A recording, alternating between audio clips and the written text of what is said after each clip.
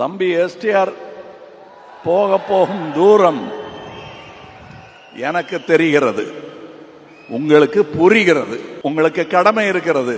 இந்த கூட்டத்தை வழிநடத்தும் தலைவர் நீங்கள்.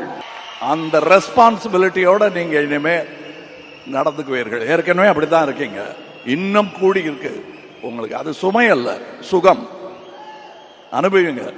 அதை பார்த்து நானும் அனுபவிப்பேன். த்ரிஷா அவர்கள் அழகு அப்படின்னு அடிக்கடி சொல்றாங்க. அதெல்லாம் யாருக்கு வேணா தெரியும். ஆனா கிட்ட நெருங்கி போனாதான் உள்ள எவ்வளவு அழகா இருக்காங்க அவங்க. அதுவும் அந்த ஹேர் ஸ்டைலுக்குள்ளெல்லாம் ஒரு அழகு இருக்கு தலைக்குள்ள. அவங்களுக்கு தலைகணம் என்பது பொன்னியின் செல்வன் ஹேர் ஸ்டைல இருந்து வந்திருந்தா உண்டே தவிர அவங்களுக்கு தனியா அது கிடையாது. அது எனக்கு அவங்களிடம் ரொம்ப பிடிக்கும்.